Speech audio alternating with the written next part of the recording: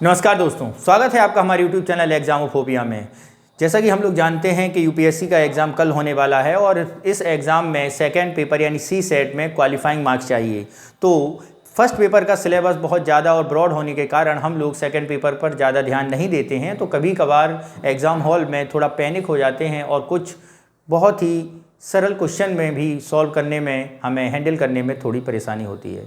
तो ऐसे क्वेश्चनों को कैसे टैकल किया जाएगा और उसका स्वरूप कैसा होगा, जो पहली बार यूपीएससी का एग्ज़ाम दे रहे हैं उनके लिए सेकंड पेपर काफ़ी महत्वपूर्ण है। तो उसके पैराग्राफ जो दिए जाते हैं, अनसीन्स दिए जाते हैं, जो डिसीजन मेकिंग की कंडीशंस दी जाती हैं, उनके मद्देनजर रखते हुए इस पेपर को सॉल्व कराने के लिए हम लोग दृष्टि आईएएस संस्थान का पेपर संख्या 22 सॉल्व करते हैं, जो कि सामान्य अध्ययन सेकेंड पेपर है। देखते हैं पेपर संख्या 22 में क्या है।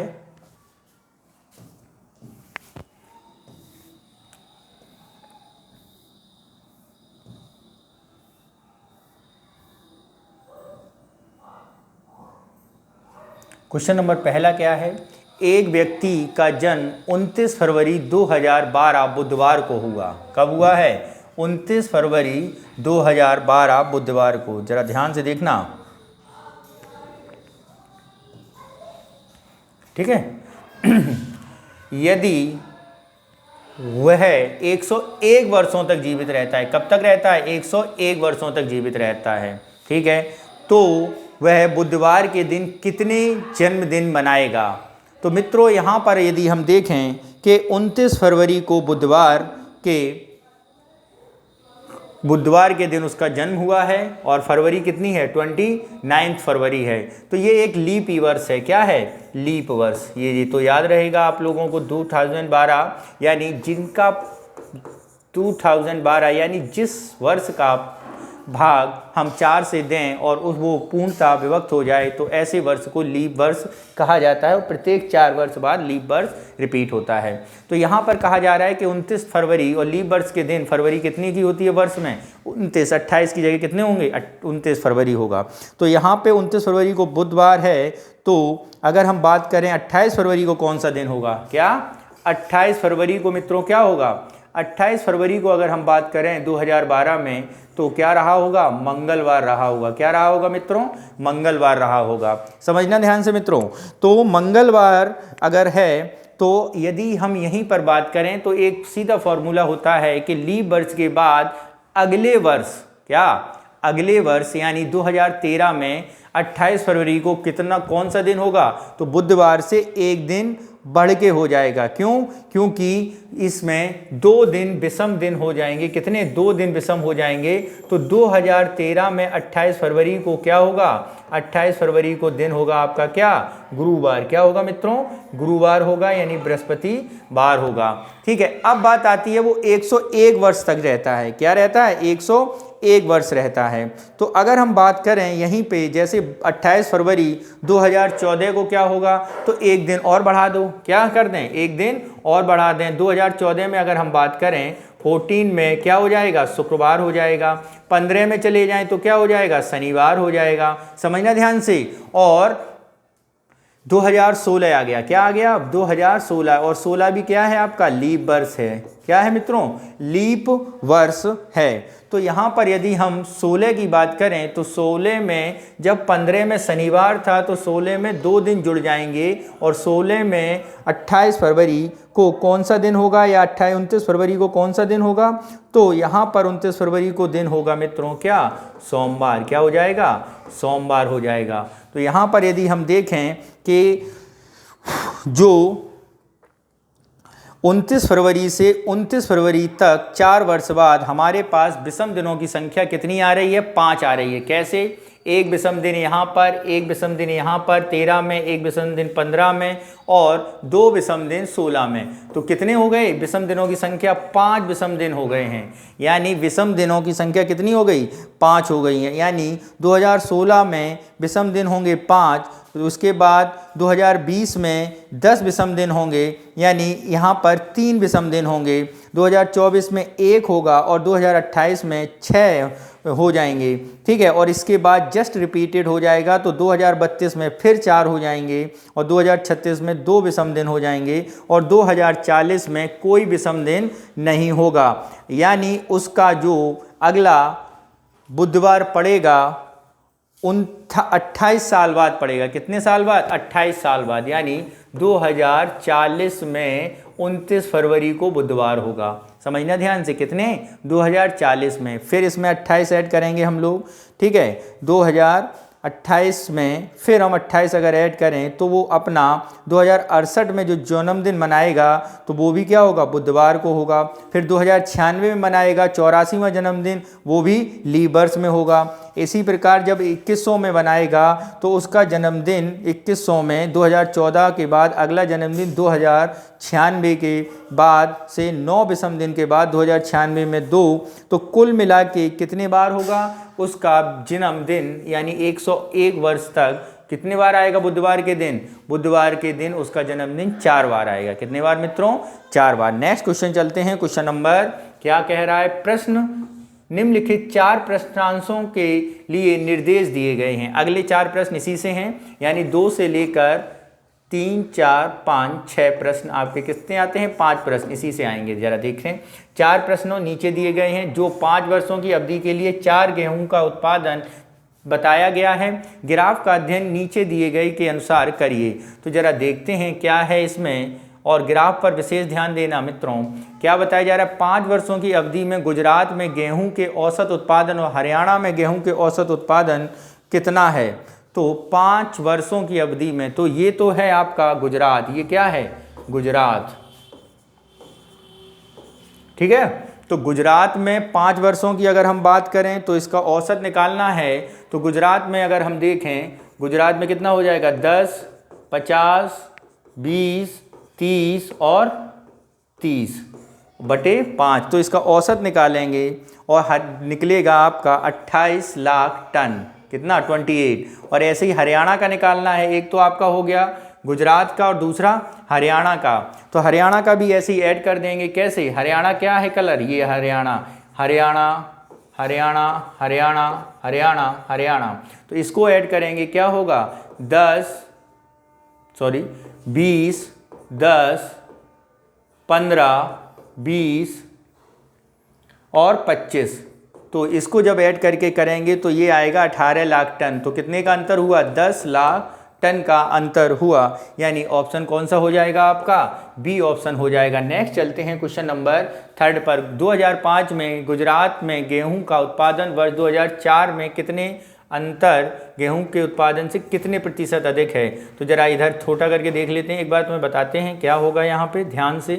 तो देखें जरा 2005 में, तो 2005 आपका ये रहा, और उसके बाद 2004 में उत्तर प्रदेश में, 2005 में गुजरात में और 2004 में उत्तर प्रदेश। उत्तर प्रदेश यानी ब्लैक है, तो 2004 में उत्तर प्रदेश में है 25। कितना है मित्रों? 25 है, ठीक है। और गुजरात में कितना है? 2005 में गुजरात में है 30। कितना है गुजरात में? 30 है मित्रों। कितना है मित्रों? 30 है। तो इसमें क्या कह रहा है? गुजरात में गेहूं का उत्पादन 2004 में उत्तर प्रदेश के गेहूं के उत्पादन का कितने प्रतिशत अधिक है? ठीक है, तो 4 में उत्तर प्रदेश में हुआ था 25 और गुजरात में हुआ था 30। ठीक है, कितना हुआ था गुजरात में? 30। तो अंतर कितना है? अंतर है आपका 5 का। कितना अधिक है? 5। और किससे पूछा गया है? ये पूछा गया है गुजरात का। गुजरात का कितना अधिक है, यानी उत्तर प्रदेश से कितना अधिक है? तो 25 और मल्टीप्लाइड बाई 100, और इसे अगर हम करेंगे तो 5 और 5 का इससे करेंगे तो 20। तो कितने प्रतिशत अधिक है? 20% अधिक है। नेक्स्ट चलते हैं, अगला क्या क्वेश्चन है? दिए गए आंकड़े से 5 वर्षों की अवधि में गेहूं के उत्पादन में दूसरा सबसे बड़ा और तीसरा सबसे बड़ा राज्य ज्ञात कीजिए। दूसरा सबसे बड़ा गेहूं उत्पादन और तीसरा, यानी दूसरे नंबर पर किसका उत्पादन रहा है? तो अगर हम देखें, गुजरात का रहा था 140 लाख टन, जोड़ लेंगे। हरियाणा का जोड़ेंगे तो 90 लाख टन। पंजाब का जोड़ेंगे तो 137.5 लाख टन और उत्तर प्रदेश का 122.5 लाख टन। ठीक है, तो जरा हम देखते हैं सबसे ज़्यादा किसका रहा है? सबसे ज़्यादा रहा है आपका गुजरात का। ठीक है, तो क्या कह रहे हैं, 5 वर्ष में गेहूं के उत्पादन में दूसरा सबसे बड़ा। तो दूसरे की बात अगर हम करें तो मित्रों दूसरा रहा है पंजाब। दूसरा कौन सा है आपका, पंजाब। और गेहूं का तीसरा उत्पादन के बारे में बात करें तो तीसरा है उत्तर प्रदेश, यानी ऑप्शन डी हमारा सही हो जाएगा। नेक्स्ट चलते हैं, दिए गए 3 प्रारंभिक वर्षों में पंजाब और उत्तर प्रदेश में कितने प्रतिशत, उत्तर प्रदेश में गेहूं का उत्पादन का अनुपात कितना है पंजाब और उत्तर प्रदेश में प्रारंभिक 3 वर्षों में। तो प्रारंभिक 3 वर्षों का अगर हम देखेंगे तो मित्रों प्रारंभिक 3 वर्षों में अगर हम देखें तो जरा इसे एक बार देख लें। प्रारंभिक 1 2 3 यानी 1 2 3, तो प्रारंभिक 3 वर्षों में पंजाब में 12.5 प्लस पंजाब का दूसरा है 20 और प्लस 25, ये तो रहा पंजाब का। ठीक है, तो जब इसे हमने ऐड किया तो कितना आया प्रारंभिक 3 वर्षों में, ये आया 57 दशमलव यानी 57 पॉइंट कितना हुआ है 57.5। उत्तर प्रदेश का अगर हम यहीं पर डिस्कस कर लें तो मित्रों उत्तर प्रदेश में क्या हुआ है, उत्तर प्रदेश में है कितना 15, पहले 15 फिर 17.5 और फिर आपका है 30। तो इसको ऐड करेंगे तो ये आएगा आपका 62.5। अब इसमें पूछा है अनुपात किसका किसका, पंजाब और उत्तर प्रदेश का, यानी पंजाब का ऊपर उत्तर प्रदेश का नीचे। तो 57 दशमलव कितना हुआ 57.6, 57.5 डिवाइडेड बाई 62.5। तो ये आप सॉल्व करेंगे तो आएगा 23। तो ये अनुपात जब आप इसे सॉल्व करेंगे तो आएगा 23:25। नेक्स्ट चलते हैं क्वेश्चन नंबर 6 पर। क्या कह रहा है 6, जरा इसे समझते हैं। यदि मंकी को इस फॉर्म में कटिबद्ध किया जाए, मंकी को क्या किया जाए इस फॉर्म में लिखा जाए, और तो टाइगर को किस फॉर्म में लिखा जाएगा, तो जरा हम देखें। मंकी का नंबर होता है 13, कितना होता है 13, मंकी 13, यहाँ पर एक्स का होता है 24। ओ के बारे में करें तो ओ का होता है नंबर 15, और डी के बारे में करें तो डी का नंबर हो गया 4। ठीक है, तो इस तरह जब हम इनके नंबर देखेंगे, एन का 14, के का 11, ई का 5, बाई का 25। ठीक है,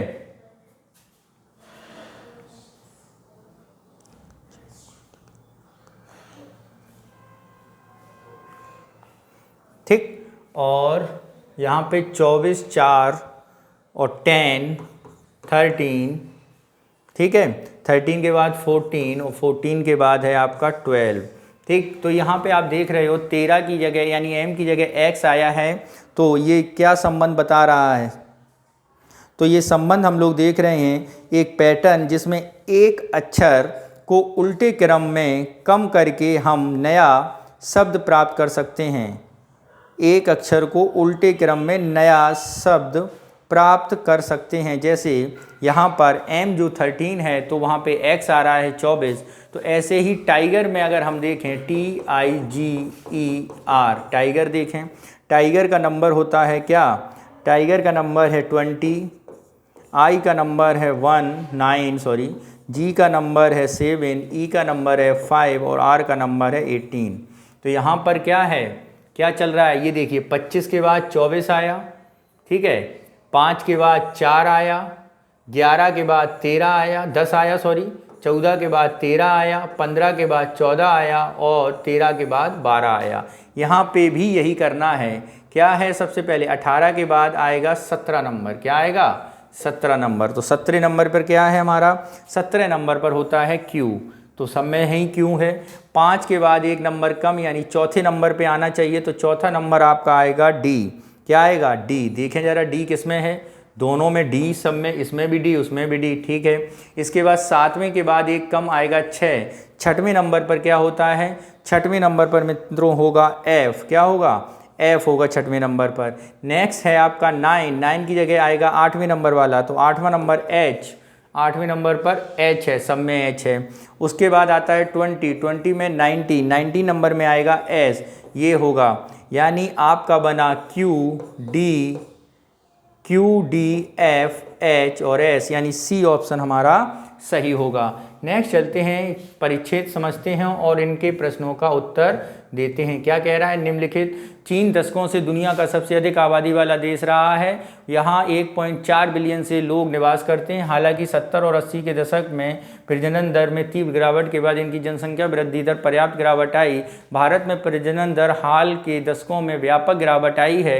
1985 में प्रति महिला 5.7 जन्म दर से घटकर वर्तमान में केवल 2 पहुँच गई है। हालांकि गिरावट की दर धीमी रही। इस कारण भारत बहुत जल्दी दुनिया में सबसे आबादी वाला देश के रूप में चीन को पीछे छोड़ देगा और संयुक्त राष्ट्र का अनुमान है 2023 में ऐसा होगा। और मित्रों, जैसा कि हम लोग जानते हैं ऐसा हो चुका है। तो यहाँ पर देखें, उपरोक्त परिच्छेद में आधार पर निम्नलिखित में से कौन सा सर्वाधिक तार्किक तर्कसंगत निष्कर्ष निकाला जा सकता है? क्या है? भारत में जनसंख्या वृद्धि दर बढ़ाने का प्रयास करा? नहीं। भारत दुनिया में सबसे अधिक आबादी वाले देश के रूप में चीन को पीछे नहीं छोड़ना चाहिए, ये भी गलत है। हमारी प्रजनन दर को बढ़ाने का प्रयास नहीं किया जा रहा है। भारत वर्ष 2023 में दुनिया का सबसे अधिक आबादी वाला देश, ठीक है, जरा देखते हैं, 2023 में सबसे अधिक आबादी वाला देश बन जाएगा। ये कथन बिल्कुल सही है, ये लिखा है संयुक्त राष्ट्र के अनुमान 2023 में बन जाएगा। मित्रों, ऐसे परिच्छेद में हमें ये ध्यान रखना है कि आंसर इसके अनुसार ही देना है। अपनी तरफ से अपना नॉलेज डेटा नहीं इसमें इन्वॉल्व करना, ये विशेषकर ध्यान देना। नेक्स्ट चलते हैं क्वेश्चन नंबर सेकेंड। 21वीं सदी में खाद्य जनित रोग जनकों की विरुद्ध रक्षा को अंतिम पंक्ति में बने रहेंगे। घरों में खाद्य सुरक्षा अभ्यास के सुधार के लिए सार्वजनिक शिक्षा को एक महत्वपूर्ण कारक के रूप में देखा जा सकता है। खाद्य सुरक्षा संबंधी शिक्षा के लाभों में न केवल घरों में खाद्य जनित रोगों की घटना में कमी स्थिति शामिल होगी, बल्कि स्थानीय राष्ट्रीय अर्थव्यवस्था, खाद्य उद्योग एवं खाद्य सेवा में तैयार आबादी की स्थिति भी शामिल होगी। निम्नलिखित में से कौन सा परिच्छेद में सर्वाधिक तार्किक अभिगमन है? घरों में खाद्य जनित रोगों की घटना में कमी सुस्था एकमात्र लाभ है? नहीं। खाद्य उद्योग में बहुत बड़ी आबादी संलग्न है, ये भी गलत है। खाद्य शिक्षा अत्यंत लाभप्रद है, ये सही है। ऑप्शन सी हमारा सही होगा, क्योंकि यहाँ पर देखें क्या लिखा है, खाद्य सुरक्षा संबंधी शिक्षा के लाभों में न केवल घरों में खाद्य जनित घटना में कमी आएगी, बल्कि खाद्य अर्थव्यवस्था में खाद्य उद्योग सेवा के क्षेत्रों में आवश्यकता की पूर्ति होती है। नेक्स्ट क्या है? इतिहास सभी दौरों में बहुत से लोग विज्ञान और उठाए गए कदमों को लेकर प्रायः सशंकित रहे हैं। संभवतः यह मानते हुए कि मनुष्य ने जीवन के एवं मृत्यु को नियंत्रित करने के लिए, यहाँ तक कि स्वयं प्रकृति को नियंत्रित करने के लिए ईश्वर की शक्ति अपना ली है। हाल ही में क्लोनिंग क्या है? हाल ही में क्लोनिंग और आनुवांशिक चयन को मनुष्य द्वारा जीवन के सृजन या इसे प्रभावित करने हेतु ईश्वर की भूमिका अपनाने के प्रयास के रूप में देखा जा सकता है। वैज्ञानिक ज्ञान दृष्टि से ग्रस्त लोग और विज्ञान के माध्यम से परिपूर्णता प्राप्त करने की तुलना में उनकी कल्पना प्रकृति की शक्ति के विरुद्ध युद्ध में बदल गई है। उपरोक्त परिच्छेद के आधार पर निम्नलिखित में से कौन सा सर्वाधिक तार्किक तर्कसंगत निष्कर्ष निकाला जा सकता है? तो ये है, वर्तमान संस्कृति आध्यात्मिक विचारों से अधिक विचारों को दिया है। तो जरा देखें यहाँ पर क्या निकला है। विज्ञान द्वारा उठाए गए सशंकित संभवतः मृत्यु नियंत्रित ईश्वर में अनुवांशिक है, ठीक है। ग्रस्त विज्ञान अनुवांशिक काल्पनिक सत्ता, इतिहास के सभी द्वारा उठाए गए सशंकित संभवतः यह मानते हुए जीवन मृत्यु वर्तमान में संस्कृति आध्यात्मिक विचारों से अधिक महत्व वैज्ञानिक विचारों को हो गया है। विज्ञान द्वारा संभव था, तो ऑप्शन कौन सा सही होगा? बी हमारा सही होगा। नेक्स्ट चलते हैं क्वेश्चन नंबर 10। आधुनिक विचारधारा में प्रायः इतिहास के अध्ययन बड़े पैमाने पर महापुरुषों में कभी कभी महिलाएं ही निर्णय, उनकी विजयों और उनकी अज्ञानताओं को राजनीतिक आख्यान रहा है। यह बात विभिन्न संस्कृतियों और दुनिया की विभिन्न भागों पर लागू है। राजवंशों की श्रृंखला के रूप में अतीत में देखने के यह तरीका हमारे विद्यालय और विश्वविद्यालयों में इतिहास की अधिकांश शिक्षा को आकार देता है। इतिहास का अध्ययन करने का उद्देश्य केवल अतीत के तथ्यों को समझना और संभवतः उन्हें राष्ट्रीय सामाजिक स्तर की पहचान के वर्तमान प्रश्नों का संबद्ध करना है। तो यहाँ पर बताना है कौन सा ऑप्शन सही होगा। देखते हैं क्वेश्चन नंबर 10 में क्या दिया जा रहा है। इतिहास के अध्ययन का उद्देश्य क्या है? प्रसिद्ध इतिहासकार बनना। क्या है? प्रसिद्ध इतिहासकार बनना, महापुरुषों में राजनीतिक आख्यान को समझना, अतीत के तथ्यों को वर्तमान से जोड़ना, यही सही है इतिहास का अध्ययन। नेक्स्ट चलते हैं क्वेश्चन नंबर 11। यदि एंट्री 9378 के रूप में कूटबद्ध है, स्टडी इतने में कूटबद्ध है, तो नेटेंसी क्या है? तो ई को 9, एन को 3, ये चेंज हुआ है। ई को क्या बोला गया है? 9, एन को 3, टी को 1, आर को 7 और बाई को 8। यहाँ पे 6, 1, 9, 4, 5, 8। तो यहाँ पे यदि हम देखें क्या हुआ है, तो एन को रखना है हमें क्या? एन 3, ई का है 9, ठीक है, ए का क्या है? ए का है 4, 394, 394, 394, ठीक है। इसके बाद आता है टी, टी का कितना है? 1, 3941, 3941, ठीक है। इसके बाद एन, एन दोबारा से फिर हो जाएगा 9, क्या हो जाएगा? सॉरी, एन फिर हो जाएगा 3, एन क्या हो जाएगा? 3, तो 39413, 39413, यानी ये ऑप्शन सही होना चाहिए, 966, ठीक है। नेक्स्ट चलते हैं क्वेश्चन नंबर 12। क्या कह रहा है 12 हमसे? यदि ए के मान में, ए का मान 1 से 2 के बीच में है और बी का मान 2 से 3 के बीच में है, तो व्यंजक a square b square plus 2ab का मान किसके बीच होगा? तो यहाँ पर देखें, व्यंजक का मान किसके बीच होगा? ए का मान 1 और 2 के बीच में है और बी का मान 2 से 3 के बीच में है। तो यहाँ पर यदि हम बात करें,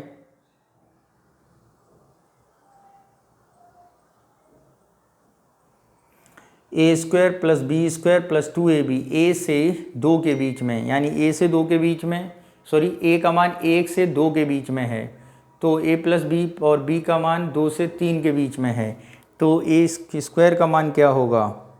अगर हम ए का न्यूनतम मान ले लें, तो ए का न्यूनतम मान -1 और बी का न्यूनतम मान ले लें -2, ठीक है, क्या है? -2।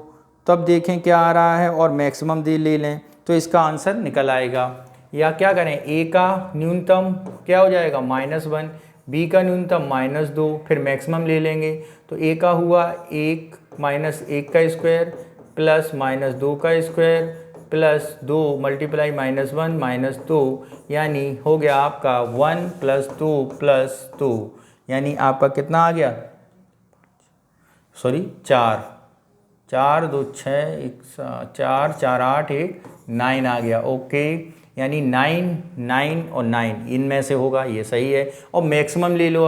अब ए और बी का मैक्सिमम मैक्सिमम, तो मैक्सिमम होगा ए का 2 और बी का 3, ए का 2 और बी का कितना हो जाएगा? 3 हो जाएगा। अब देखो जरा, 1 का वर्ग 4 + 3 का वर्ग 9 + 6 दूनी 12, ठीक है, 9 4 13 और 12 कितना हुआ? 25। तो ऑप्शन कितना होगा सही? 9 से 25 के बीच में। नेक्स्ट चलते हैं क्वेश्चन नंबर। एक व्यापारी 100 वस्तुएं खरीदता है, प्रत्येक वस्तु की कीमत 50 रुपये, उनमें से 25 को m% लाभ पर बेच देता है, ठीक है, और शेष को 100 - m% पर लाभ पर बेचता है। व्यापारी द्वारा किए जाने वाले इस व्यापार के बारे में निम्नलिखित कथनों पर विचार कीजिए।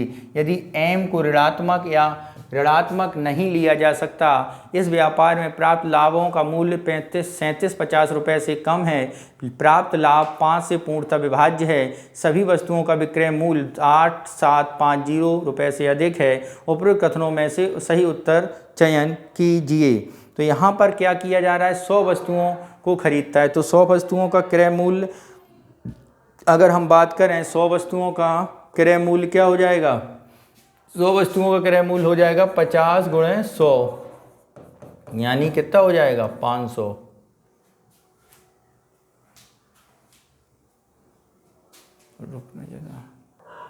तो अब देखते हैं जरा मित्रों, क्या है हमारा, एक व्यापारी 100 वस्तुएं खरीदता है, तो क्या कर रहा है? 100 वस्तुएं, यानी 50 वस्तुओं का क्रय मूल्य कितना हो जाएगा? 50 का अगर हम बात करें, थोड़ा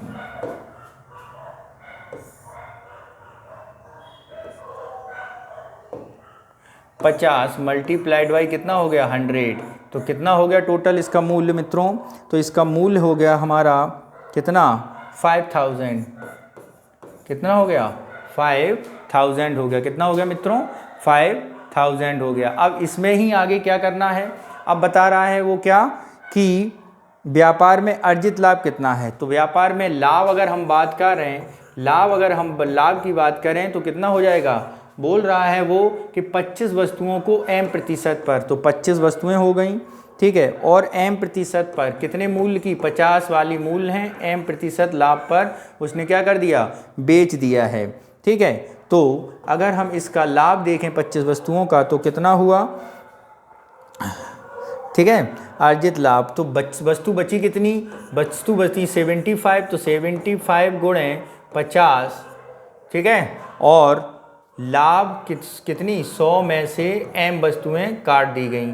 तो इसके बाद क्या हुआ, कैलकुलेट करने के बाद आपको प्राप्त होगा, अगर हम यहाँ पे देखें तो ये हो जाएगा 12.5 m प्लस 3750। क्यों, क्योंकि ये क्या बोल रहा है, ये बोल रहा है व्यापार में प्राप्त लाभ 3750 रुपये से कम है, तो 3750 रुपये से कम करना है इसे हमने, ठीक है। तो ये हमारा, और माइनस क्या कर देंगे, माइनस इसका मान रखेंगे, कितना आएगा 37.5 m, ठीक है। तो ये हमारा हुआ कितना 3750 माइनस 25 m, ठीक।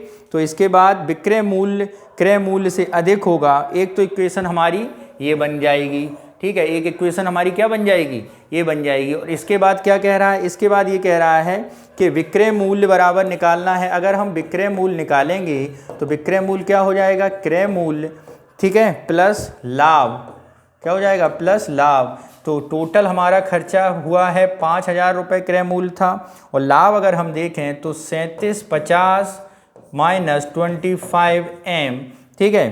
तो इसको सॉल्व करेंगे तो ये इक्वेशन यहाँ पे बन जाएगी 8750 माइनस 25 m, ठीक है। इस दोनों इक्वेशन को सॉल्व करने के बाद एक इक्वेशन हमारी ये बनी, एक इक्वेशन हमारी ये बनी, इनको सॉल्व करेंगे हम। तो सॉल्व करने के बाद हम देखेंगे कि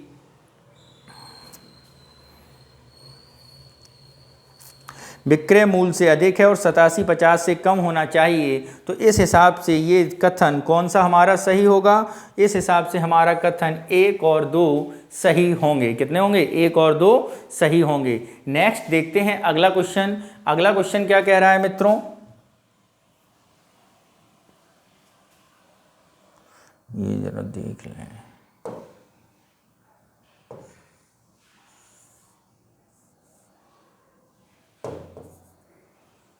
नहीं सही यार ना।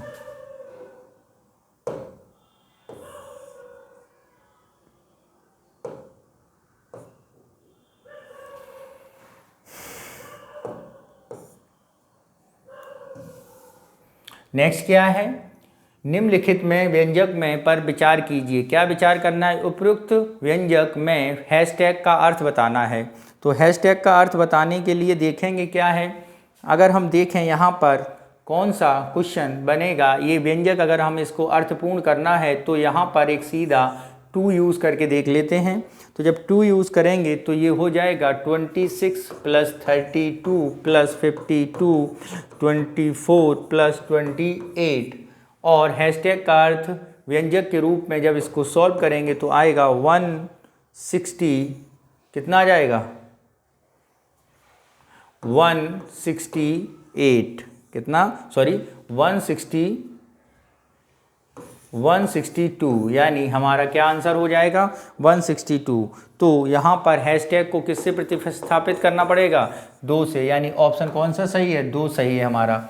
नेक्स्ट चलते हैं क्वेश्चन नंबर 15। क्या कह रहा है 15, इसे समझते हैं। एक बैग में 4 सफ़ेद और एक अन्य थैले में 3, प्रत्येक में 3 रंग की गेंद है। कितनी है, 3 रंग की गेंद है, ठीक है। इसे सॉल्व करना है, ज़रा देखते हैं क्या है ये। प्रत्येक बैग में 4 सफ़ेद 2 काली और एक अन्य थैली में प्रत्येक रंग में 3 गेंदें हैं। एक बैग प्रतिछाया चुना जाता है। चुने हुए बैग में एक गेंद प्रतिछाया निकाली जाए तो सफ़ेद रंग के निकालने की क्या प्रायिकता होगी। तो यहाँ पर यदि हम देखें एक बैग में कितनी हैं, 4 सफ़ेद। फर्स्ट बैग की अगर हम बात करें, फर्स्ट बैग में क्या है, फर्स्ट बैग में है 4 वाइट प्लस 2 ब्लैक, कितनी है 4 वाइट और 2 ब्लैक। और दूसरे में क्या कहा जा रहा है, दूसरे बैग में प्रत्येक रंग की 3 गेंदें हैं। दूसरे बैग में कितना है, प्रत्येक रंग की। सेकेंड बैग क्या बोल रहा है, सेकेंड बैग बोल रहा है प्रत्येक रंग की कितनी गेंदें हैं, 3 बॉल्स हैं। 3 बॉल्स हैं। ठीक है, यानी 3 वाइट और 3 ब्लैक हो गई, 3 वाइट और 3 ब्लैक गेंदें हो गई। एक बैग में अगर हम चयन करने की बात करें तो एक बैग में चुनने की, एक बैग एक में चयन करने की संभावना है। देखो ये आप बता रहे हैं क्या कह रहे हैं, सफ़ेद गेंद के बारे में पूछा है। तो अगर हम फर्स्ट बैग में चयन करने की बात करें तो चुनने की संभावना कितनी हो जाएगी, एक गेंद अगर हमें चुननी है तो ये प्रायिकता हो जाएगी 1/2 फर्स्ट बैग से चुनने की। ठीक है, बैग से फर्स्ट गेंद क्या हो, फर्स्ट गेंद हमारी वाइट ही हो तो वो कैसे हो जाएगा, तो टोटल वाइट कितनी है 4 और टोटल गेंदें कितनी है 6, तो वाइट ही गेंद हो, इसकी प्रायिकता कितनी हो जाएगी, ये हो जाएगी 4/6। कितनी हो जाएगी 4/6, यानी अगर हम इसे सॉल्व करें तो कितना हो जाएगा 2/3, यानी सफ़ेद गेंद पहले बैग से सफ़ेद गेंद चुनने की प्रायिकता हमारी कितनी है 2/3। अब ये क्या कह रहा है, एक बैग से इस तरह चुना जाता है और चुने हुए बैग से अब बैग भी चुना गया है, बैग चुनने की सफ़ेद, देखो ये क्या, यहाँ क्वेश्चन 2 हैं, एक तो क्या कह रहा है कोई एक बैग, तो बैग के चुनने की प्रायिकता 1/2 क्योंकि कितने बैग हैं 2 हैं और एक ही चुनना है तो नंबर ऑफ काउंट चूजिंग क्या है 1, तो ये प्रायिकता क्या होगी 1/2। अब गेंद पहले बैग से सफ़ेद चुनने की प्रायिकता 2/3। सेकेंड बैग अगर चुना है तो सेकेंड बैग से वाइट गेंद कितनी है 3 बटा कितना हो जाएगा 3 3 6, यानी सेकेंड बैग से वाइट गेंद चुनने की प्रायिकता कितनी है 1/2। सेकेंड बैग से वाइट गेंद प्रायिकता कितनी हो जाएगी 1/2। ठीक है, दूसरे बैग से निकालने की प्रायिकता अगर हम बात करें तो 1/2। अब बात यहां पे आती है कि पहला बैग चुना गया हो, तो हम लोग देख रहे थे क्वेश्चन नंबर 15 क्या कह रहा था, एक बैग है यानी पहला बैग है उसमें 4 वाइट और 2 ब्लैक हैं, यानी टोटल गेंदें हुई 6। वाइट चुनने की बात अगर हम करें तो वो हो जाएगी 4/6 यानी 2/3। ओके, दूसरे बैग की अगर हम बात करें तो दूसरे बैग में कितनी है 3 वाइट और 3 ब्लैक, यानी टोटल बॉल हुई 6। वाइट चुनने की प्रायिकता 3/6 यानी 1/2। अब बात आती है कि बैग चुनने की प्रायिकता, बैग चुनने की प्रायिकता की अगर हम बात करें तो 2 बैग हैं यानी 1/2। अब यहाँ पर बात आती है कि फर्स्ट बैग है और उसमें से एक गेंद चुननी जाए तो फर्स्ट बैग की प्रायिकता यानी पहला बैग और वो भी वाइट बैग बॉल चुनने की प्रायिकता होगी 1/2 मल्टीप्लाइड बाई 2/3 यानी 2/6 यानी 1/3 हो जाएगी। ठीक है, दूसरे बैग की बात करें, दूसरे बैग में बात करें तो 1/2 मल्टीप्लाइड बाई 1/2 यानी ये हो जाएगी 1/4। अब वो क्या कह रहा है कि गेंद निकाली गई हैं, अब दोनों में चुनने की बात आ रही है, तो टोटल प्रायिकता की अगर हम बात करें तो यहाँ पर प्रोबेबिलिटी जो हो जाएगी तो 1/3 प्लस 1/4 यानी यहाँ पर 12, 3 + 4 यानी 7/12, यानी आंसर कितना आ जाएगा, आंसर मित्रों आ जाएगा आपका क्या 7/12 यानी डी ऑप्शन। नेक्स्ट चलते हैं, नेक्स्ट क्वेश्चन क्या बोल रहा है उसकी तरफ चलते हैं। एक 16 लंबाई 78, 104, 117 और 16 169 सेंटीमीटर की 4 रस्सियों की समान लंबाई होनी चाहिए और काटे जा सकने वाले टुकड़ों की अधिकतम संख्या कितनी होगी।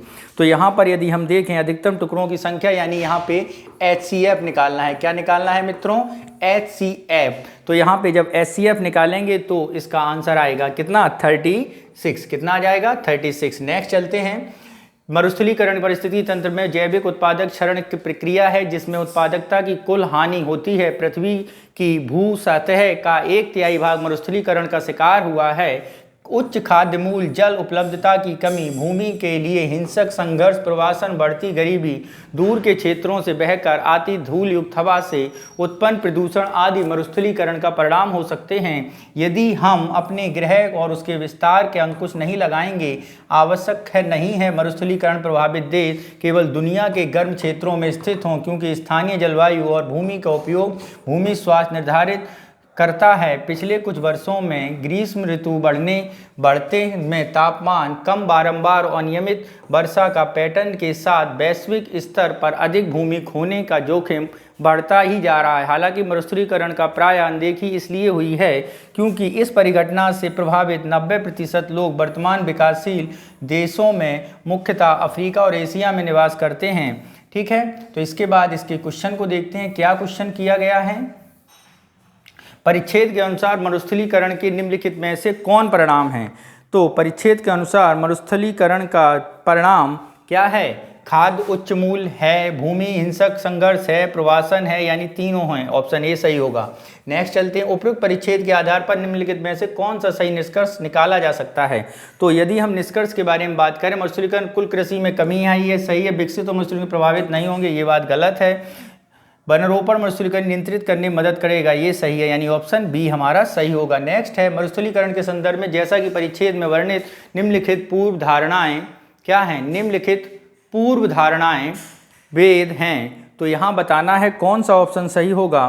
तो यदि हम यहाँ पे बात करें तो ये दोनों बातें क्या हो जाएंगी? वैध हैं, यानी ये धारणाएं वैध नहीं हैं। ऑप्शन डी हमारा सही होगा। नेक्स्ट, परिच्छेद में आवश्यक संदेश क्या है? अगर हम इसके संदेश की बात करें तो मरुस्थलीकरण नियंत्रित मरुस्थलीकरण केवल प्रभावित देशों को रोका जाना चाहिए। सतत कृषि प्रथाओं अभ्यास करके मरुस्थलीकरण को कम किया जाए, ये इसका क्या है? लक्ष्य है। नेक्स्ट चलते हैं क्वेश्चन नंबर 21। एक आदमी की कुर्सी और एक मेज के साथ 7600 रुपये में बेच दिया। बेच दो भाई। फिर उसके बाद क्या किया है? उसके बाद उसने कुर्सी को 50% और मेज पर 10% लाभ हुआ है। उन्हें एक साथ 7500 रुपये बेचकर 10% कुर्सी पर और 20% मेज पर लाभ होगा। तो बताना यहाँ पर यह है कि कुर्सी और मेज का क्रय मूल्य क्या होगा यहाँ पे। ठीक है, तो यहाँ पे अगर हम कर लें, चेयर का क्रय मूल्य x मान लें और टेबल का क्रय मूल्य y मान लें। ठीक है, टेबल का y मान लें, तो अगर हम लाभ यहाँ पर देखें तो चेयर पर कितना हो रहा है? 125%, यानी ये सीधा हमने कह दिया 125। 1.25x प्लस 11 यानी 10 है ना, 1.1 बाई, ठीक है, क्या हो गया? 1.1 बाई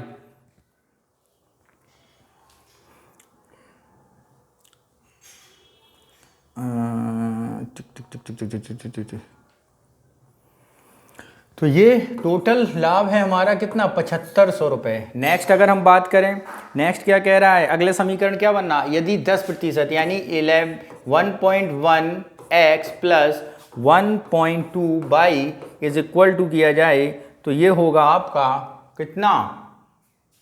सॉरी, ये है 7600 और ये 7500। जब इसे आप सॉल्व करेंगे तो x इज इक्वल टू आएगा 3000 और y इज इक्वल टू आएगा 35,000। तो ये आपका आंसर 3000 और 35,000, यानी ऑप्शन नंबर सी हमारा सही होगा। नेक्स्ट चलते हैं क्वेश्चन नंबर क्या? Question number 22। निम्नलिखित में से कौन सी स्थिति एक ट्रेन के लिए सही है? ट्रेन की लंबाई पर विचार नहीं करते हुए जो T1 और में L लंबाई की नदी को पार करती है, L/2 लंबाई और दूसरे पुल को T2 समय में पार करती है। तो यहाँ पर यदि हम बात करें तो यहाँ पर ऑप्शन जो दिया गया है वो आपके 1 और 4 सही होंगे, यानी आपका ए ऑप्शन सही होगा। नेक्स्ट चलते हैं। P रूप में 4 अंकों की पूर्ण वर्ग है तो Q माइनस P का मान बताइए। तो Q माइनस P का मान क्या होगा? 4 अंकों की पूर्ण। अगर हम यहाँ पे बात करें तो ये हो जाएगा आपका PPQ यानी PP यानी आपका 11 सही है, 11 का गुणज, और QQ अगर बात की जाती है तो वो किसका गुणज होगा? वो मित्रों 11 का गुणज होगा। किसका होगा? 11 का गुणज होगा। चेंज करें कलर।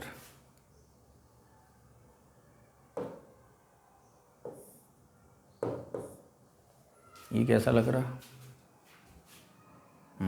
तो अभी सही है, यानी PPQ ये 11 का गुणज हो गया है। ठीक है। इसके बाद बात आती है कि 4 अंकों की पूर्ण वर्ग की संख्या बतानी है हमें। 4 अंकों की पूर्ण वर्ग की संख्या अगर हम बात करें, या तो वो 11 होगी या 22 होगी या 23 का वर्ग हो गया, 22 का होगा या 11 का होगा या 33 का होगा।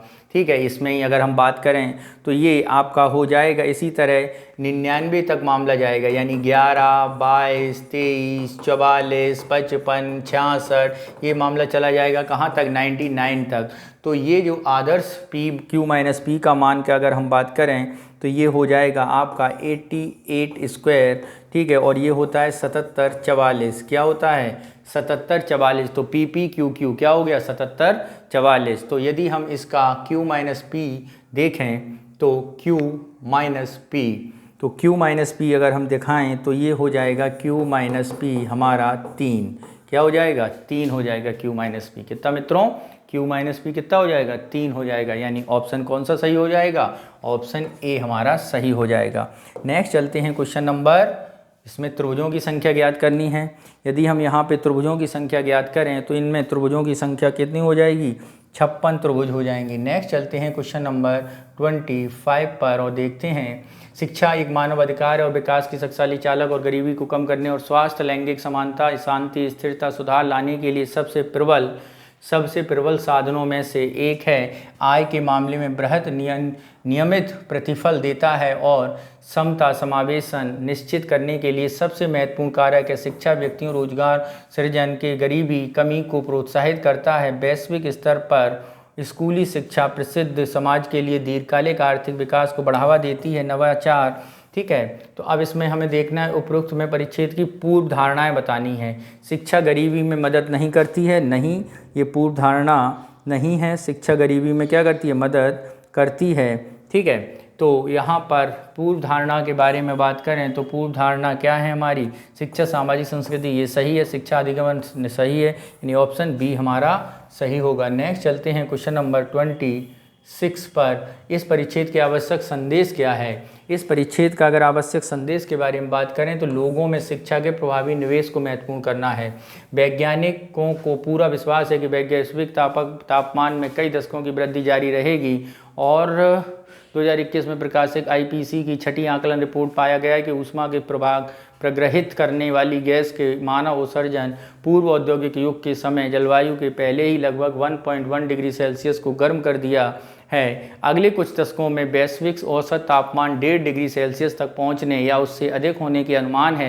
ये परिवर्तन पृथ्वी के सभी क्षेत्रों को प्रभावित करेंगे। जलवायु परिवर्तन के कारण होने वाले प्रभावों की गंभीरता भविष्य की मानवीय गतिविधियों की दिशा में निर्भर करेगी और अधिक ग्रीन हाउस गैस उत्सर्जन से हमारे ग्रह पर और अधिक जलवायु चरमता और व्यापक हानिकारक प्रभाव उत्पन्न होंगे। हालांकि भविष्य में ये प्रभाव हमारे द्वारा उत्सर्जित कार्बन डाइऑक्साइड की कुल मात्रा पर निर्भर करते हैं। हमें हानिकारक उत्सर्जन को कम करने और सार्वजनिक उपयोग में एकल बात करनी, तो उपयुक्त परिच्छेद में कौन से जलवायु परिवर्तन के कारण सही हैं। तो यहाँ पर यदि हम बात करें तो यहाँ पर जो ऑप्शन सही होगा पहला, दूसरा और चौथा, यानी ए ऑप्शन सही होगा।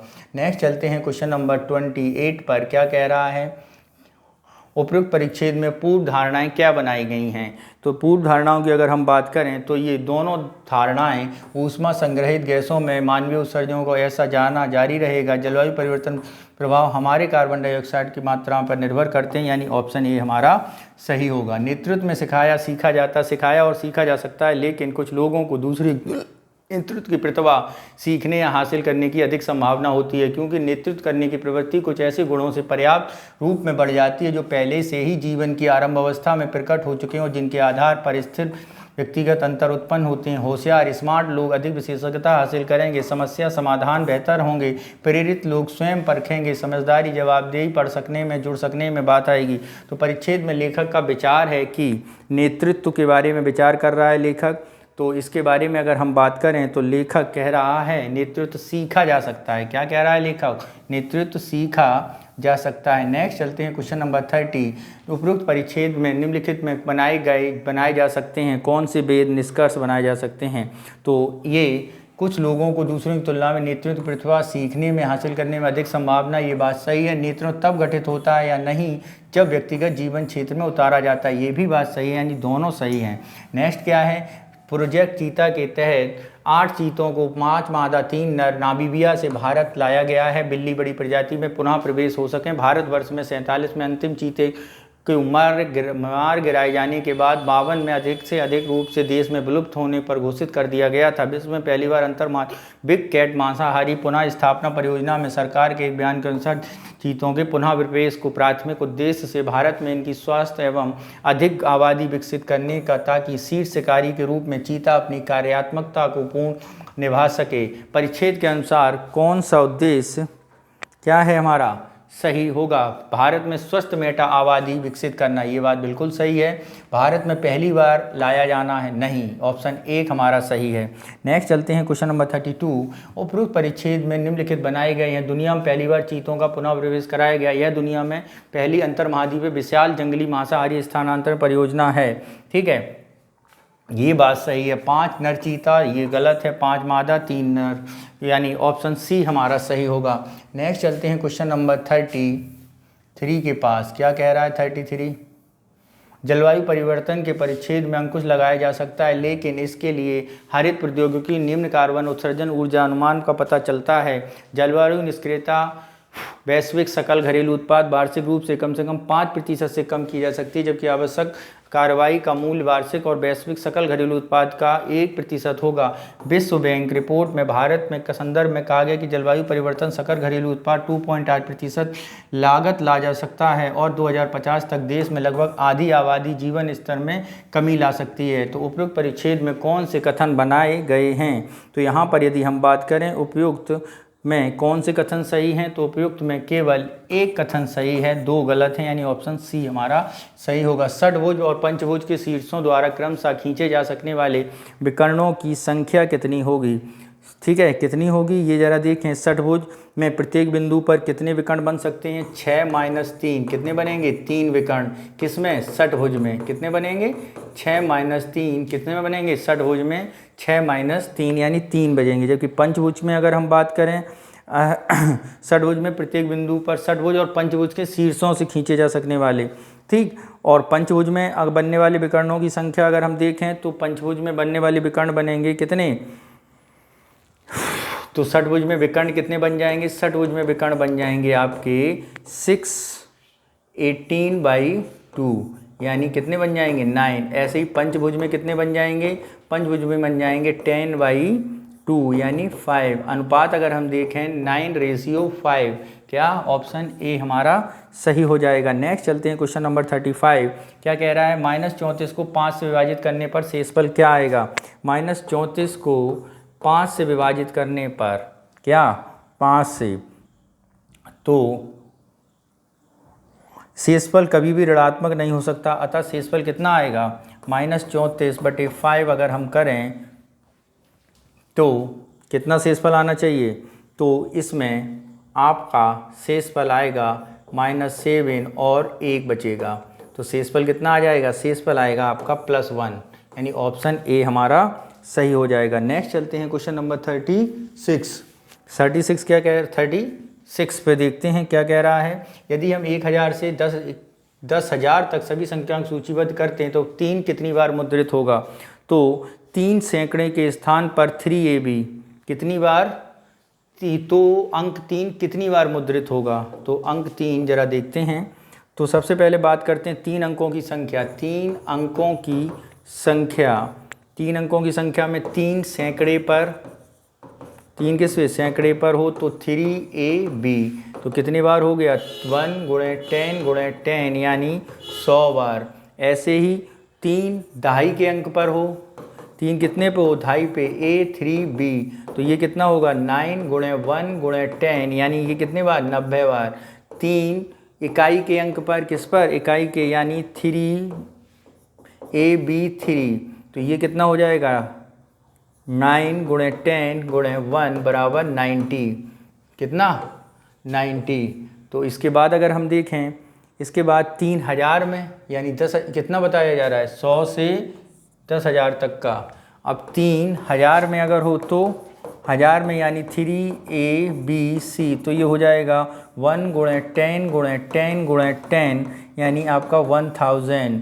अब 3 आपका सैकड़े के स्थान पर, सैकड़े में बात करें तो AB3C ये हो जाएगा 9 गुणे 10, तो ऐसा ही करेंगे तो ये 900, फिर अगला भी 900, और इसे सॉल्व करने के बाद जो आएगा तो वो आएगा 3980। कितना आ जाएगा? 3980। ए ऑप्शन सही हो जाएगा। नेक्स्ट चलते हैं क्वेश्चन नंबर 37। क्या कह रहा है 37? ए कार बी और बी एक ही समय वृत्ताकार पथ पर दौड़ना, ठीक है, ए और बी एक ही समय वृत्ताकार पथ पर दौड़ना शुरू करती हैं। 20 सेकेंड बाद दो कारों का कोणीय स्थिति 3:5 के अनुपात में है। जब वे समान त्वरण से चल रही हैं तो दो कारों की गति, ठीक है, तो समान त्वरण में चल रही हैं तो कारों की गति में अनुपात बताना है। क्या बताना है? कारों की गति में अनुपात। तो हम जानते हैं गति बराबर कोणीय या रेखीय बट वेग। गति की अगर हम बताएं फॉर्मूला क्या होगा? दूरी बटे समय होगा, ठीक है। ए बी एक ही समय वृत्ताकार पथ पर 2 सेकेंड बाद दो कारों में, तो यहाँ पर यदि हम देखें तो S1 बटे S2 ये निकालना है हमें, तो ये हो जाएगा D1 बटे D2 यानी डिस्टेंस। तो यहाँ पर यदि हम स्पीड में अंतर करेंगे तो कौन सा विकल्प सही होगा? तो विकल्प हमारा सही होगा C 3:5। यदि पृथ्वी शुक्र बृहस्पति और शनि बृहस्पति में कौन सा सत्य है? पृथ्वी शुक्र से बड़ा है, ठीक है, शुक्र से बड़ा बृहस्पति है और शनि बराबर बृहस्पति के, तो इसमें कौन सा सत्य होगा? इसमें सत्य क्या है? इसमें ये क्या कह रहा है? बृहस्पति और शनि बराबर, शुक्र इज लेस देन बृहस्पति और शनि बराबर बृहस्पति, तो कौन सा इसमें सत्य होगा? तो अगर हम यहाँ सत्य की बात करें तो शनि इज ग्रेटर देन शुक्र, ये निष्कर्ष बिल्कुल सही होगा। कई दोस्तों ने पिकनिक के जाने का फैसला लिया और खाने की चीज़ों पर 96 रुपये खर्च करने की योजना बनाई, लेकिन इसमें से 4 नहीं आए। नतीजतन शेष प्रत्येक लोगों को 4 रुपये अतिरिक्त योगदान देना पड़ा। पिकनिक में शामिल होने वाले दोस्तों की संख्या बताइए। तो माना अगर हम ये इसको देखें, दोस्तों की संख्या कितनी मान लें? फ्रेंड्स कितने हो गए हमारे?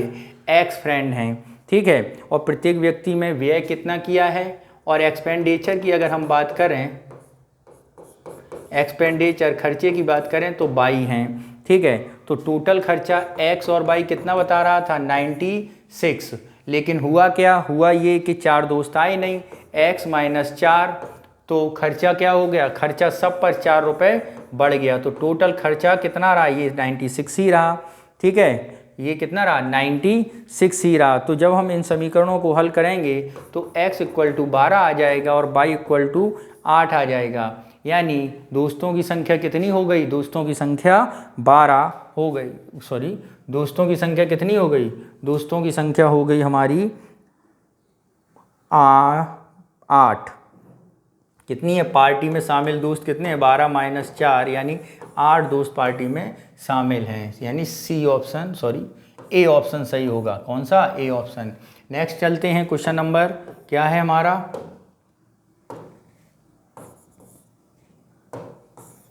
क्या है? यदि किसी कार्य को 24 पुरुष 36 महिलाएं पूरा कर सकती हैं तो 18 पुरुष एक साथ मिलकर कितनी महिलाएं पुरुष पूरा कर सकती हैं?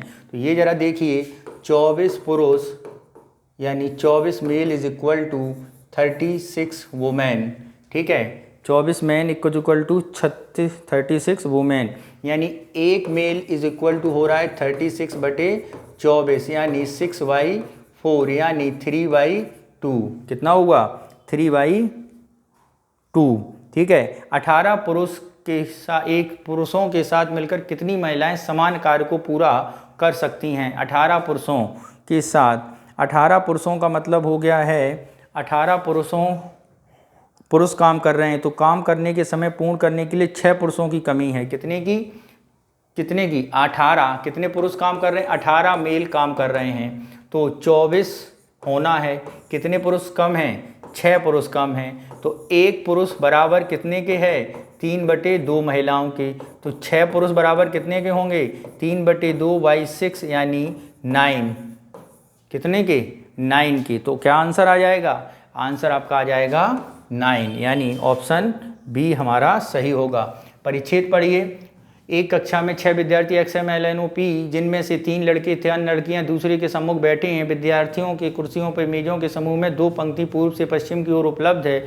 M और L दोनों कक्षा के दाईं ओर बैठते हैं। P कक्षा में बाईं ओर बैठता है। K और U कक्षा के विपरीत दिशा में कुर्सियों पर बैठते हैं और वे एक दूसरे के सम्मुख नहीं हैं। N और L एक दूसरे के सामने हैं, समान लिंग के हैं। O दाहिनी पंक्ति मध्य में बैठा है, लड़का नहीं है। बाईं पंक्ति में केवल एक लड़का बैठा है, वह K और P नहीं है। तो यहाँ पर बताना है सही क्रम क्या होगा। तो मित्रों अगर हम यहाँ पे जब इसे और देखते हैं क्या है, M और O के दाएं बैठा है, क्या M O के दाएं बैठा है, तो कौन सा विकल्प सही होगा। तो लड़के के बाएं कौन बैठा है, बाईं पंक्ति में लड़के के बाएं कौन बैठा है, तो लड़के के बाएं P बैठेगा। कक्षा में दाईं ओर बैठे गए विद्यार्थियों में लड़के कितने हैं, तो कक्षा में दाईं ओर बैठे गए विद्यार्थियों की में हैं लड़के 2। नेक्स्ट चलते हैं क्वेश्चन नंबर 43। विक्रेता ने n रुपए प्रति वस्तु की दर से वस्तुओं को P संख्या में बेची। P + 3 वस्तुएं, ठीक है, और Rn-1 पर बेची गई। P-3 वस्तुएं n+1 प्रति दर पर बेची गई। कुल बिक्री में लाभ बताइए।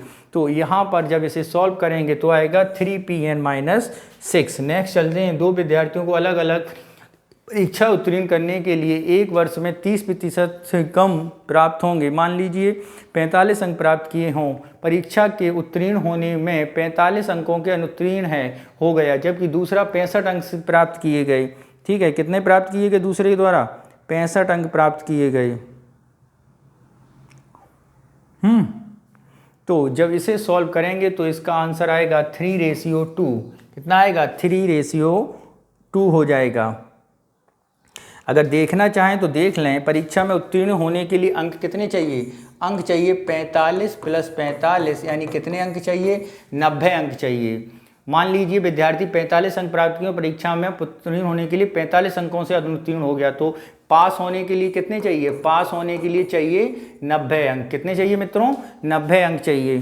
ठीक है, अब बात आती है कि यदि 30% पास होने, और ये कितने के बराबर है, 90 या 30%। ठीक है, कितने, 30%। अब क्या हुआ, दूसरे विद्यार्थी 65 अंक प्राप्त किए और 5 अंकों से अपनी कक्षा में उत्तीर्ण कर ली। 65 अंक प्राप्त किए और 5 अंकों से, तो उत्तीर्ण करने के लिए 65 अंक प्राप्त किए, तो उत्तीर्ण करने के लिए कितने ज़्यादा है, 5, यानी अंक कितने हुए, 60 हुए हमारे पास होने के लिए। ठीक है, तो यदि अधिकतम अंक 22 हैं तो 22 का 30% क्या है, 22 का 30% है 60। कितना है, 60। तो 22 की वैल्यू कितनी आ जाएगी, 22 की वैल्यू आ जाएगी 200। ठीक है, तो जब इसे आप सॉल्व करेंगे तो आएगा 3:2।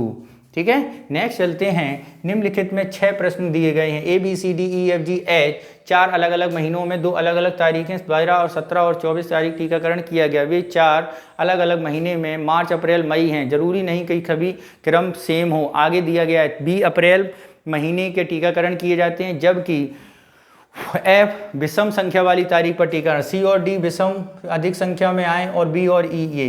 ठीक, ये दिया गया है। E के बाद C पहली संख्या में लोग आए, जबकि A और H के बीच में गया। G से पहले और F के बाद समान संख्या में व्यक्ति गए, और A और B अलग अलग महीने में टीकाकरण किए गए। D विषम संख्या में, तो 17 जनवरी को टीका, निम्नलिखित में से कौन 17 जनवरी को टीकाकरण किया गया था। तो यहाँ पर यदि हम देखें टीकाकरण का सही क्रम क्या बनेगा इनकी स्टेटमेंट के अनुसार, तो जनवरी माह लिखेंगे और इस तरफ हम डेट लिखेंगे। ठीक है, जनवरी, मार्च, अप्रैल और मई। ठीक है, 17 और 24। ठीक, तो F का किया गया है 17 में और E का किया गया है 24 में। A का किया गया है मार्च में और D का किया गया है 24 में। अप्रैल में हुआ है H का और B का, और मई में हुआ है आपका C का और G का। ये क्रम बनेगा। तो निम्नलिखित में इसमें 17 जनवरी को के लिए कौन गया था, तो 17 जनवरी को गया था आपका F। नेक्स्ट चलते हैं। G और D के बीच कितने लोगों ने टीका लगवाया, G और D के बीच लगवाया है कितने लोगों ने, B, यानी 3 लोगों ने लगवाया, 1 2 3। ठीक है, निम्नलिखित में कौन उसे सम संख्या वाली तारीख पर गया था? EDBG। तो कौन गया था यहाँ पर? EDBG। तो सम संख्या तारीख में हमारा गया था बी। ठीक है, नेक्स्ट चलते हैं 48। निम्नलिखित कथनों पर विचार कीजिए। बी 17 मई को, सी 24 अप्रैल को, जी 24 को टीकाकरण किया, ए मार्च को। कौन सा सत्य होगा? तो यहाँ पे सत्य होगा ए मार्च में टीकाकरण कराया था। नेक्स्ट, निम्नलिखित कथनों विचार सत्य बताइए। तो यहाँ पर यदि हम देखेंगे तो डी से पहले 3 लोगों का टीकाकरण हुआ था। निम्नलिखित कथनों में से कौन सा सत्य है? तो यहाँ पर सत्य होगा आपका ए और डी एक ही महीने में टीकाकरण कराए थे। नेक्स्ट चलते हैं क्वेश्चन नंबर अगले पर। क्या कह रहा है? आंतरिक और अधिक ध्यान दिया गया परिच्छेद बताया गया है और बाह्य गुणवत्ता सुधार के अलावा महिलाओं में सशक्त बच्चों के अन्य लाभ प्राप्त होंगे। द्वितीयक और ठोस जागरूकता कार्यक्रम। तो उपयुक्त परिच्छेद के आधार पर कौन सा सर्वाधिक उपयुक्त होगा? तो यहाँ पर होगा आपका घरों के लिए स्वच्छ रसोई ईंधन के रूप में। परमाणु हथियारों का उपयोग के लिए इस परीक्षण में होने वाली हानि साक्ष्य एक ऐसे विश्व के नए सिरे का महत्व ग्रहण कर रहे हैं जो दृष्टिकोण हथियारों में है। तो इसे जब हम देखेंगे तो इसके क्वेश्चन पे देखें तो क्वेश्चन इसका क्या है? निम्नलिखित में से कौन सा परिच्छेद का सही उत्तर होगा? इसका सही उत्तर होगा डी। नेक्स्ट चलते हैं क्वेश्चन नंबर। अटलांटिक में कई कारणों से महत्वपूर्ण है, केवल इसलिए नहीं कि शानदार ध्रुवीय भालुओं को 4 महीने में उनके घर में, बल्कि इसलिए भी है कि हमारी दुनिया की जलवायु में संतुलित और जिससे कम तापमान बनाए रखने के लिए हैं। तो यहाँ पर यदि ऑप्शन देखें निम्नलिखित में कौन सा परिच्छेद सबसे सही होगा? तो ये होगा आर्कटिक क्षेत्र में सुरक्षा हमारे विश्व जलवायु का प्रमुख है। नेक्स्ट चलते हैं क्वेश्चन नंबर 54 में परिच्छेद पढ़ना है। WTO की कृषि विकासशील देशों के समर्थन में अनुमेय माप फसल में चावल के 2 बार सीमा पार की जा चुकी है। वर्ष 2013 में बाली में विशेष रूप से संपन्न समझौता एक स्थायी पीस क्लॉज के रूप में पड़ा है। ठीक है, तो इसमें अगर हम देखें तो कौन से संदर्भ सही हैं? तो इसमें केवल 3 सही होगा, ऑप्शन बी हमारा सही है। नेक्स्ट चलते हैं क्वेश्चन नंबर 55। राष्ट्रीय शिक्षा नीति NEP 2020 भारत में शिक्षा प्रणाली दृष्टिकोण को रेखांकित। NEP 5 स्तंभों में केंद्रित है। वयहीनता, ऊंच पहुंच, इक्विटी, जवाबदेहिता की लगातार सीखने को सुनिश्चित किया जा सके, उससे नागरिकों की आवश्यकताओं के अनुरूप तैयार किया गया। क्योंकि समाज अर्थव्यवस्था में ज्ञान की मांग नियमित आधार पर नए कौशल प्राप्त करने की आवश्यकता का आह्वान किया था। इस संयुक्त राष्ट्र SDG लक्ष्य 2030 में सूचीबद्ध गुणवत्ता शिक्षा प्रदान की जा रही है। तो यहाँ पर देखें कौन सा क्वेश्चन है? तो उपयुक्त परिच्छेद के आधार पर निम्नलिखित में से कौन सा कथन सही होगा? तो उपयुक्त में जो कथन सही होगा वो होगा NEP 21वीं सदी की पूर्ति के लिए। चूंकि मोटापा बढ़ती जा रही है, बहुत से लोग वजन कम करने के लिए कैलोरी प्रतिबंध आहार का प्रयोग कर रहे हैं। ठीक है, कर दें तो वजन कम होना चाहिए। लोगों की प्राथमिकता जिनका कम वजन है वह बहुत अधिक वजन है, विशेष आमतौर पर एथलीटों को लगातार मीडिया के संपर्क से आकर शुरू होती हैं। तो उपयुक्त परिच्छेद के आधार पर निम्नलिखित में से कौन सा तार्किक संगत है? एक सुंदर शरीर होने की तुलना में स्वस्थ शरीर होना अधिक महत्वपूर्ण है, ऑप्शन डी ज़्यादा सही होगा। नेक्स्ट चलते हैं क्वेश्चन नंबर 57। क्या कह रहा है 57? इसे समझते हैं। एक 7 पीढ़ियों का परिवार है और उसमें बताया गया एक अविवाहित महिला जिसका केवल एक ही सहोदर है। क्या है? एक अविवाहित महिला, एक ही सहोदर है। तो यहाँ पर यदि हम बात करें कौन सा होगा? तो यहाँ पर ई की माता कौन होगी? तो ई की माता मित्रों अगर हम बात करें तो ई की माता डी होगा। नेक्स्ट है GD किस प्रकार संबंधित है? अगर हम GD के बारे में बात करें किस प्रकार संबंधित है तो GD की पोत्री होगी। अगर 6x² 17x + 12 0 हो तो निम्नलिखित में से समीकरण के दोनों मूलक धनात्मक होंगे। समीकरण के एक से बड़ा होगा। समीकरण दोनों मूल 3/2 और 5/4 होंगे। तो जरा इसे देख लेते हैं। 6x² - 17x + 12 ये है हमारा। तो अब इसको जब हम सॉल्व करते हैं तो ये क्या हो जाएगा? 6x² - 9x + 8x + 12 = 0। तो ये समीकरण बनेगा 3x - 4 और 2x - 3। ठीक है, तो यहाँ पर x हो गया 3/2 और 4/3। तो कौन सा कथन सही है? 1 और 2 ही कथन हमारे सही हैं। ठीक है, 1 और 2। नेक्स्ट है निम्नलिखित में से एक प्रश्नों में नीचे दी गई तालिका दी गई है। एक राज्य साक्षरता है और उनका डेटा है। अब जरा देखते हैं क्या बताया गया है इसमें। उपरोक्त तालिका में निम्नलिखित में से कौन सा सर्वाधिक तार्किक निष्कर्ष निकाला जा सकता है। तो उपरोक्त तालिका में से सबसे तार्किक निष्कर्ष धनात्मक जनसंख्या वृद्धि विश्लेषणात्मक छोड़कर सह यानी डी ऑप्शन सही होगा। नेक्स्ट है उपरोक्त तालिका के संदर्भ निम्नलिखित कथनों पर विचार कीजिए।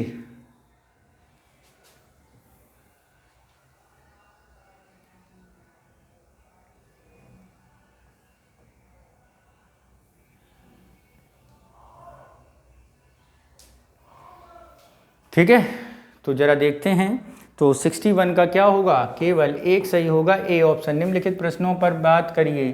तो यहाँ पर पासे को घुमाई गई आकृतियाँ बताई गई हैं और आपको इनको बताना है। तो यहाँ पर जो ऑप्शन होगा उसके बारे में अगर हम बात करें तो ऑप्शन सी हमारा सही होगा। ठीक है, चिन्ह वाले में विपरीत फलक में क्या चिन्ह होगा। यदि हम विपरीत फलक की बात करें तो इसके फलक आपका क्या सही होगा, एक्स होगा। ठीक है, नेक्स्ट अगर हम बात करें इस हैशटैग चिन्ह वाले फलक के विपरीत फलक में कौन सा चिन्ह होगा, डॉलर के, सॉरी, तो डॉलर के वाले में आपका 0 फलन होगा। कॉलेज विद्यार्थियों की 5 खेले जाते हैं, क्रिकेट, शतरंज और टेनिस हर 5वें दिन मिलती है। हॉकी टीम हर 6ठे दिन मिलती है। 240 दिनों के भीतर सभी 5 टीमों को बताना है। तो मित्रों ऐसे सवाल में हम लोग निकालेंगे लासा। क्या निकालेंगे मित्रों, लासा। तो 2 3 4 5 6 यानी 2 3 4 5 6 का लासा कितना निकलेगा, 2 3 4 5 6 का लासा हुआ 60। कितना हुआ, 60। इसका अर्थ है कि 60वें दिन पहली बार टीमें मिली थी, 60वें दिन पहली बार टीमें मिली थी। तो वे अंतिम बार मिलेंगी कब, 240/60 यानी चौथे दिन। कब मिलेंगी, चौथे दिन। यानी ऑप्शन कौन सा सही होगा, ए ऑप्शन। दो संख्याएं x y z 25% 30% से अधिक हैं, संख्या y संख्या x के कितने प्रतिशत अधिक है। तो संख्या y संख्या x से 77.33 है। 8 सेंटीमीटर भुजा वाले एक घन के 21 सेंटीमीटर घनों में काटा जाता है। अब काटने के बाद प्राप्त कोने के घनों को रंग दिया गया तो नए घनों में बिल्कुल भी नहीं रंगे गए। तो यहाँ पर नहीं रंगे गयों के बारे में बात करें तो ये संख्या आएगी आपके 56। कितनी आएगी, 56। नेक्स्ट है 68। एल लंबाई को छोड़कर 2 छड़े में विभाजित किया जाता है। 1 का भाग 5 गुना जोड़ दिया जाए तो सदैव एल से कम रहेगा। क्या रहेगा, एल से कम होगा। इससे किससे अधिक बड़े भाग की लंबाई अधिक होगी। तो यहाँ पर यदि हम बात करें तो ये आपका क्या होगा, आपका ऑप्शन बी सही होगा। नेक्स्ट चलते हैं क्वेश्चन नंबर 69। एक व्यक्ति 12% वार्षिक ब्याज दर की दर से 36,500 वाला टीवी लाता है और पहले वर्ष के अंतिम में इतने में भुगतान करता है, दूसरे वर्ष में इतना भुगतान करता है, तीसरे वर्ष में कर्ज के लिए भुगतान राशि बतानी है। तो एक साल में कितना है, 36,500।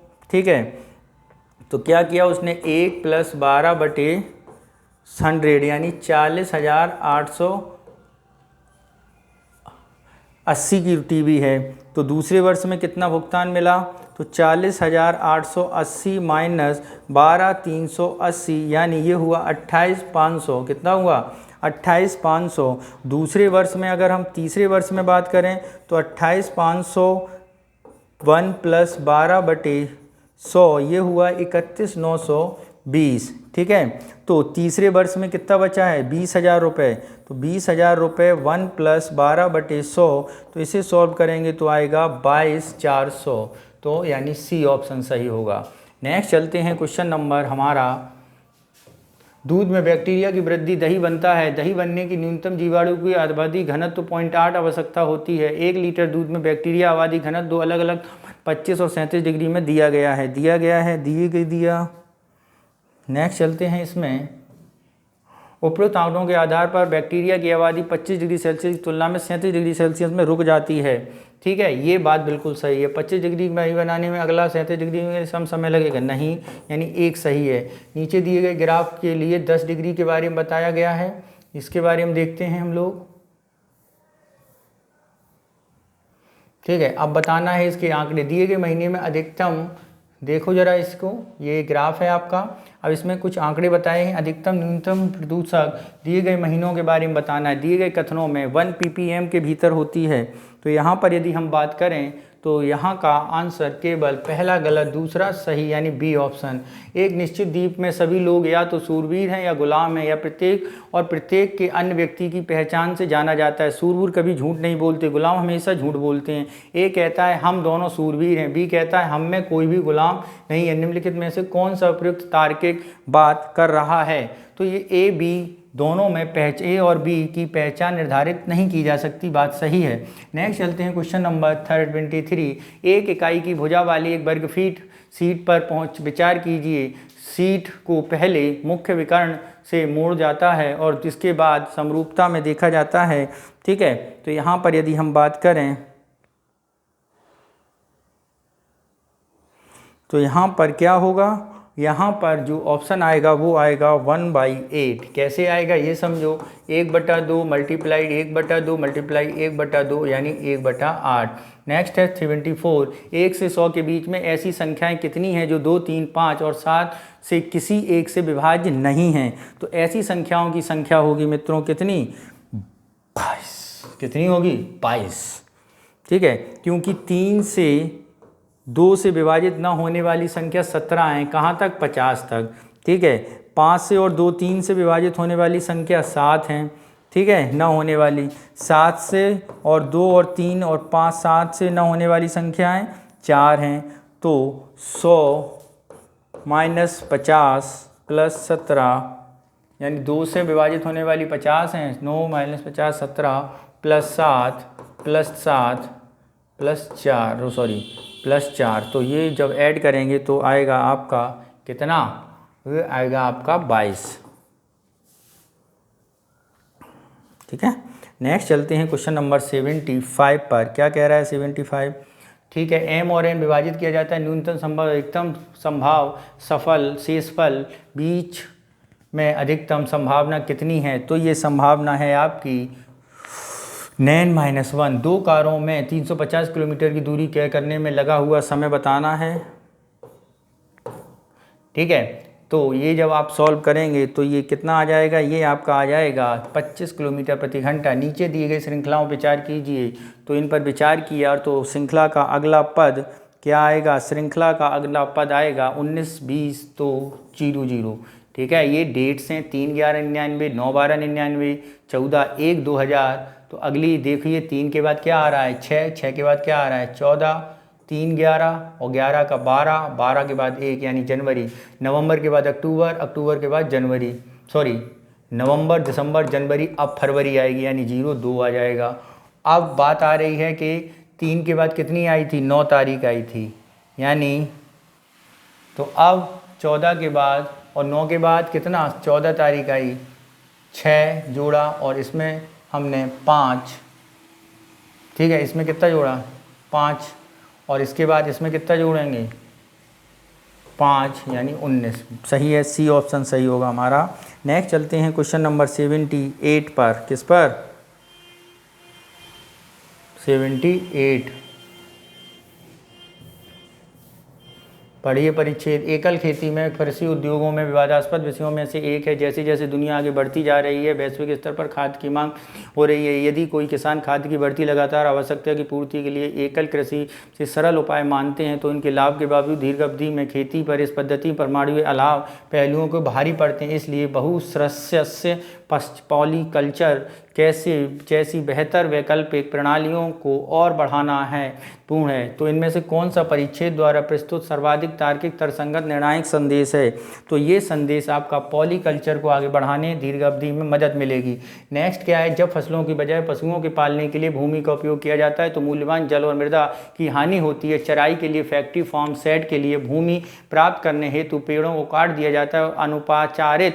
अनुपचारित पशु अपशिष्ट नदियों द्वारा में प्रदूषित कर दिए जाते हैं। वास्तव में हमारे पर्यावरण में सभी पहलुओं अधिक विनाशकारी प्रभाव पड़ता है। यूनियन ऑफ कंसर्न साइंटिस्ट में क्या बोला गया है? मांस भक्षण पृथ्वी के समक्ष विद्यमान में सबसे बड़े पर्यावरणीय खतरों इसके रूप में परिवहन प्रणाली के रूप में कहीं अधिक ग्रीन हाउस गैसों हैं। तो यहाँ पर देखना है कौन सी अभिगमन वैध है। तो मांस भक्षण विकल्पों की आवश्यकता है, ये सही होगा। नेक्स्ट क्या है? जलवायु परिणामों के अनुकूल बनाने के लिए लोग घरों में व्यवसाय आजीविका और उपस्थिति प्रणालियों की चर्चा होती है और भविष्य में संभावित प्रभावों खतरे में निपटने में कम से कम संसाधनों का प्रयोग करते हैं। तो यहाँ पर उच्च प्रतिफल उदाहरण व्यापारियों में जीवन में उसने संपत्ति करते हैं 10 गुना मूल्य लाभ प्राप्त होता है। तो उपरोक्त परिच्छेद के निम्नलिखित में से कौन सा सर्वाधिक निर्णायक बात होगी? तो ये है पूर्व आपदा चेतावनी प्रणाली नहीं, जलवायु परिणाम प्राथमिक अनुकूलन आवश्यकता, ये सही होगा।